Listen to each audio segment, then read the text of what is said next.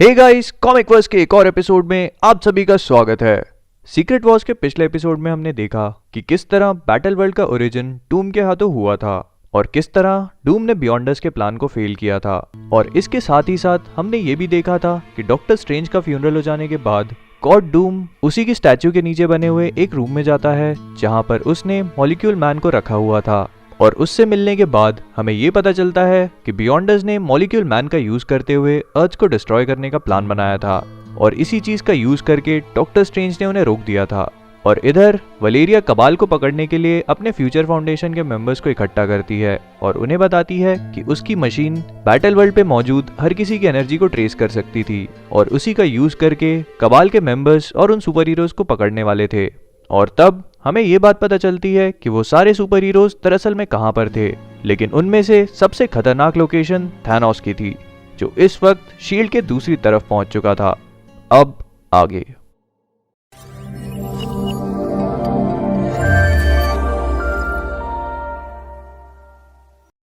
हमारी कहानी की शुरुआत बैटल वर्ल्ड से होती है जहां पर इस हादसे को पूरे 3 हफ्ते बीत चुके थे और इस वक्त वलेरिया गॉड डूम को अपने मिशन का अपडेट दे रही थी। वलेरिया ने अपनी मशीन का यूज करते हुए प्रॉक्सिमा मिडनाइट और कॉर्वस ग्लेव को पकड़ लिया था और इस काम में उसकी मदद करी थी बैटल वर्ल्ड के ही एक बैरन एपोकलिप्स ने। और इस वक्त वो अपने पिता गॉड डूम को इसी चीज के बारे में बता रही थी। अपने इक्विपमेंट्स का यूज करके वलेरिया ने कॉर्वस ग्लेव और प्रॉक्सिमा मिडनाइट दोनों को ही एक स्टैसिस में रखा हुआ था और उसी वजह से वो उनके बारे में ज्यादा अच्छे से इंफॉर्मेशन कलेक्ट नहीं कर पा रही थी। लेकिन तभी वहां पर ब्लैक स्वान आ जाती है। ब्लैक स्वान ने पिछले कुछ समय में कैसल डूम में आकर गॉड डूम के सामने अपने आप को सरेंडर कर दिया था और गॉड डूम इस बात को जानता था कि ब्लैक स्वान को दरअसल में उसी ने क्रिएट किया था और इसी वजह से वो धीरे धीरे करके उस पर भरोसा करने लगा था। ब्लैक स्वान वहां पर आकर उन्हें बताती है कि उन दो लोगों का नाम दरअसल में कॉर्वस ग्लेव और प्रॉक्सिमा मिडनाइट था और वो थानोस के ब्लैक ऑर्डर के मेंबर्स थे। और इतना ही नहीं, वो उन्हें ये भी बताती है कि वो दोनों दरअसल में हस्बैंड एंड वाइफ थे। सूजन डूम से कहती है कि उसे ब्लैक स्वान पे भरोसा नहीं था, लेकिन गॉड डूम सूजन से कहता है कि उसे चिंता करने की जरूरत नहीं है क्योंकि वो ब्लैक स्वान पे भरोसा करता था। और ये कहने के बाद गॉड डूम उससे बाकी लोगों की लोकेशन पूछने लगता है, लेकिन ब्लैक स्वान उनसे कहती है कि उसे उसके अलावा और किसी की लोकेशन नहीं पता थी। लेकिन वो इस बात को बहुत अच्छे से जानती थी कि कबाल के मेंबर्स बहुत ज्यादा खतरनाक थे और अगर उन्हें जल्दी से जल्दी पकड़ा नहीं गया तो वो इस पूरे बैटल वर्ल्ड को तबाह कर सकते थे। और ये सुनने के बाद गॉड डूम वलेरिया से कहता है कि उसे अपना काम जल्दी से खत्म करना चाहिए क्योंकि थानोस का बैटल वर्ल्ड पे घूमना डूम के लिए खतरे से खाली नहीं था। और इसी वजह से वो ये बात बोलकर वलेरिया को वहां से भेज देता है। वहां से जाने के बाद वलेरिया फ्यूचर फाउंडेशन के मेंबर एलेक्स पावर्स को कांटेक्ट करती है। वलेरिया ने दरअसल में एलेक्स को एक काम दिया था। उसने उससे कहा था कि वो अपनी मशीन का यूज करके वलेरिया को ये चीज बताए कि डूम की पावर का सोर्स दरअसल में था कहां पर। और एलेक्स इस बात की तह तक पहुंच चुका था। वो वलेरिया से कहता है कि डूम की पावर का सोर्स दरअसल में कैसल डूम में ही है। और इतना ही नहीं, एलेक्स उसे ये भी बताता है कि डूम की पावर का सोर्स दरअसल में वहीं पर है जहां पर इस वक्त वलेरिया खड़ी हुई थी। और वहां से काफी दूर एक अननोन जगह पर अर्थ 616 का मिस्टर फैंटास्टिक और अल्टीमेट यूनिवर्स का मिस्टर फैंटास्टिक दोनों एक दूसरे से मिल चुके थे और इस वक्त वो दोनों मिलकर गॉड डूम को हराने का प्लान बना रहे थे। रीड रिचर्ड्स दरअसल में मार्वल यूनिवर्स का सबसे ब्रिलियंट माइंड है और इस वक्त 2 रीड रिचर्ड्स एक साथ मिलकर काम कर रहे थे। अल्टीमेट यूनिवर्स का रीड जो अपने आप को द मेकर कह के बुलाता था और इसके साथ ही साथ वो पूरी तरह से ईविल भी था। वो 616 के रीड से कहता है कि डूम को हराने के लिए बैटल वर्ल्ड पे ही कई सारे लोग इकट्ठा हो गए थे और इस वक्त वो डूम के खिलाफ एक आर्मी बना रहे थे और इस पूरी आर्मी को लीड करने वाला शख्स था the profit. The maker read से कहता है कि उसे इस बात का अंदाजा नहीं था कि प्रॉफिट दरअसल में था कौन, लेकिन वो इस बात को जरूर जानता था कि वो इस मौके का फायदा उठाकर डूम को मार सकते थे। लेकिन रीड उससे कहता है कि उसका मकसद कभी भी डूम को जान से मारना नहीं है। लेकिन इस बात को सुनने के बाद मेकर अपना मास्क उतारता है और रीड को अपना चेहरा दिखाता है। वैसे तो मेकर खुद भी अल्टीमेट यूनिवर्स का रीड रिचर्ड्स था, लेकिन अल्टीमेट यूनिवर्स की टाइमलाइन 616 की टाइमलाइन से काफी अलग थी और इसी वजह से मेकर रीड रिचर्ड से काफी यंग था। और उसे देखकर वो कहता है कि उसके यूनिवर्स में उसने किसी भी सेंटिमेंट को नहीं अपनाया और इसी वजह से आज वो रीड से ज्यादा पावरफुल है। लेकिन रीड उसे देखकर कहता है कि उसके सेंटिमेंट्स ही उसकी सुपर पावर हैं। लेकिन ये सुनने के बाद मेकर उसे डूम की एक इमेज दिखाता है जिसमें उसके आसपास रीड की ही फैमिली यानी कि सूजन, फ्रैंकलिन और वलेरिया थे। और उस इमेज को देखने के बाद रीड को ये चीज़ रियलाइज होती है कि गॉड डूम ने उसकी वाइफ सूजन को अपनी वाइफ बना लिया था। और ये देखकर रीड पूरी तरह से बौखला जाता है, लेकिन वो अपने आप को एक बार फिर से फोकस करके मेकर से कहता है कि उन्हें अपने प्लान को आगे बढ़ाना चाहिए। और मेकर उससे कहता है कि रीड को घबराने की ज़रूरत नहीं है क्योंकि मेकर ने अपने प्लान को आगे बढ़ा दिया था और इस वक्त उसके भेजे हुए स्पाइडरमैन अपना काम कर रहे थे कैसल डूम, जहां पर माइल्स और पीटर को मेकर ने एक काम करने के लिए भेजा था।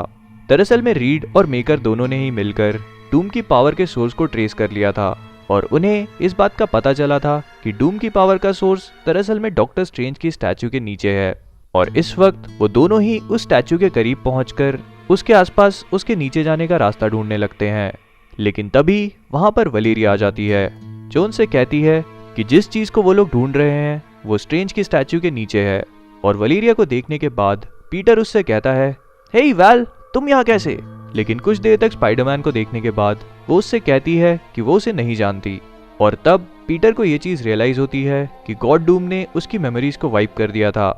वलेरिया उससे कहती है कि उसने अपने पिता की पावर का सोर्स दरअसल में ढूंढ लिया था और ये कहने के साथ ही साथ वो उन्हें नीचे जाने का रास्ता भी बता देती है।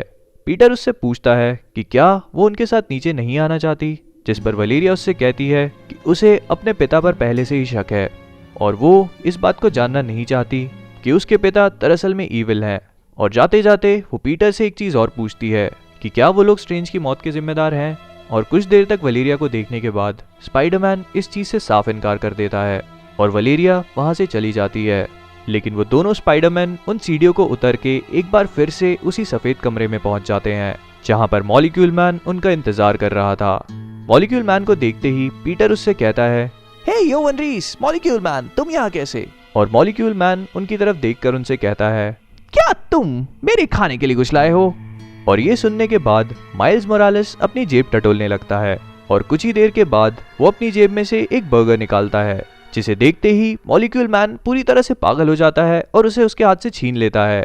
पीटर माइल्स से कहता है कि इतना पुराना बर्गर वो अभी तक अपनी जेब में कैसे रख सकता है, क्योंकि उस बर्गर को पूरे 8 साल और 3 हफ्ते हो चुके थे और वो किसी भी एंगल से हेल्दी नहीं था। लेकिन तब उनकी नज़र मॉलिक्यूल मैन पे पड़ती है जो उस बर्गर को लगभग आधा खत्म कर चुका था। उस बर्गर को पूरा खत्म करने के बाद ओवन रीस यानी कि मॉलिक्यूल मैन उनसे कहता है कि उसे अब बहुत अच्छा लग रहा है और अब वो उनसे बात करने के लिए तैयार था। स्पाइडरमैन उससे कहता है कि वो लोग गॉड डूम की पावर का सोर्स ढूंढने उस रूम में आए थे, लेकिन उसे नहीं पता कि मॉलिक्यूल मैन वहां पर क्या कर रहा था। लेकिन ये सुनने के बाद मॉलिक्यूल मैन उसकी तरफ देखकर मुस्कुराता है और उससे कहता है कि वो लोग गॉड डूम के पावर की सोर्स की तरफ ही देख रहे थे। इधर डूम स्पाइडरमैन की एक्टिविटी से पूरी तरह से डिस्ट्रैक्टेड था क्योंकि उसका ध्यान पूरी तरह से प्रॉफिट के ऊपर था, जो इस वक्त डूम के खिलाफ एक आर्मी को लीड कर रहा था। वो अपने कैसल में सारे बैरन्स को समन करता है और उनसे उनकी एडवाइस मांगने लगता है। पहले तो ये सारे काम डॉक्टर स्ट्रेंज अपने आप ही निपटा लिया करता था, लेकिन डॉक्टर स्ट्रेंज की मौत हो जाने के बाद अब डूम के पास कोई भी चीफ एडवाइजर नहीं था और इसी वजह से वो उन सारे बैरन्स को वहां पर बुलाकर उनकी एडवाइस लेता है। लेकिन डूम इस बात को जानता था कि स्ट्रेंज जैसी एडवाइस उसे कोई भी नहीं दे सकता था। और वहां से कुछ ही दूर हिडन आइल ऑफ आगामोटो में, जो कि डॉक्टर स्ट्रेंज की एक सीक्रेट जगह थी, वहां पर ब्लैक पैंथर और नैमोर दोनों ही आ पहुंचते हैं।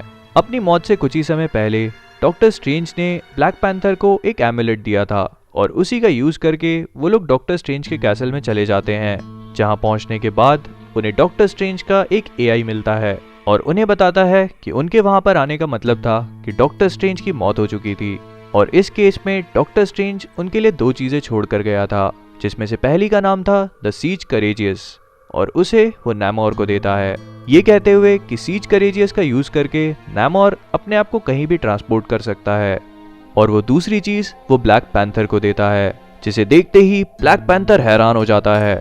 नैमोर उससे पूछता है कि आखिर डॉक्टर स्ट्रेंज ने उसके लिए क्या छोड़ा है और ब्लैक पैंथर उसे बताता है कि डॉक्टर स्ट्रेंज उसके लिए एक इन्फिनिटी गॉन्टलेट छोड़ गया था।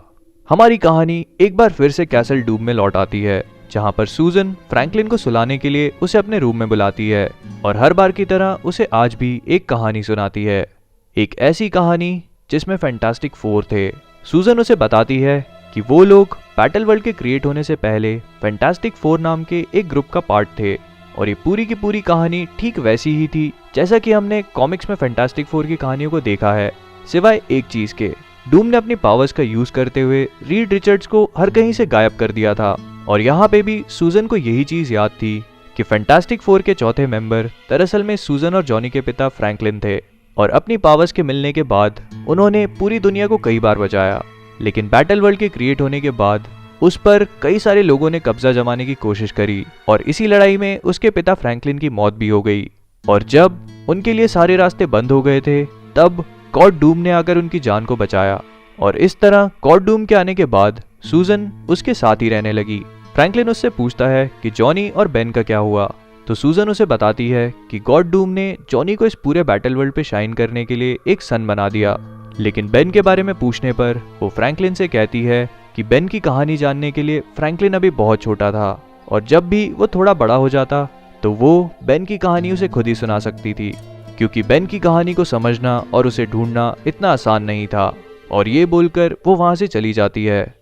लेकिन वहां से कुछ ही दूर थैनोस ने बेन को ढूंढ निकाला था और इस वक्त वो उससे कहता है कि उसके पास बेन के लिए कहानी है और ये बोलने के बाद वो बेन को अर्थ 616 की कहानी सुनाता है जहां पर वो फैंटास्टिक फोर का एक पार्ट था। वो उसे बताता है कि इस बैटल वर्ल्ड के क्रिएट होने से पहले बेन एक हीरो था, एक वॉरियर था और यहाँ पर उसकी कोई औकात नहीं है। और ये सब कुछ सुनने के बाद बेन ग्रिम थैनोस से कहता है कि इसका मतलब ये सब कुछ एक धोखा है। लेकिन थैनोस इस बात का जवाब ये कहकर देता है कि ये रियलिटी बिल्कुल सच है, लेकिन चीजें इस तरह नहीं होनी चाहिए थी और डूम ने उसके अच्छे नेचर का फायदा उठाते हुए उसका यूज किया था। तो अब सवाल ये था कि जो भी हो रहा था क्या बेन उसे होने देगा या फिर वो अपने पैरों पे खड़ा होकर डूम को रोकेगा। और थैनोस की बात सुनने के बाद बेन ग्रिम उठ के खड़ा होने लगता है और इसी के साथ बैटल वर्ल्ड की शील्ड भी पूरी तरह से डिस्ट्रॉय होने लगती है, क्योंकि बेन ग्रिम बैटल वर्ल्ड की शील्ड था। Thanks a lot for watching guys. अगर आपको वीडियो पसंद आया हो तो प्लीज़ लाइक और शेयर कीजिए और मेरे चैनल को सब्सक्राइब करना मत भूलिएगा। आप मुझे फेसबुक और इंस्टाग्राम दोनों पे फॉलो कर सकते हैं, जिसकी लिंक्स मैंने डिस्क्रिप्शन में दे रखी हैं। मैं इसका अगला पार्ट बहुत ही जल्दी अपलोड करूंगा, तब तक आप मेरे बाकी के वीडियोस को देखकर एंजॉय कर सकते हैं। और एक वीडियो मैं जो स्पेशली रेकमेंड करूंगा वो है फ्रैंकलिन रिचर्ड्स का ओरिजिन, क्योंकि सीक्रेट वॉर्स के आने वाले पार्ट्स में फ्रैंकलिन रिचर्ड्स का एक बहुत बड़ा रोल होने वाला है। तो प्लीज़ अगर आपने अभी तक नहीं देखा है तो फ्रैंकलिन के ओरिजिन को एक बार देख लीजिए और प्लीज़ मुझे सब्सक्राइब करना मत भूलिएगा। Thanks a lot for watching.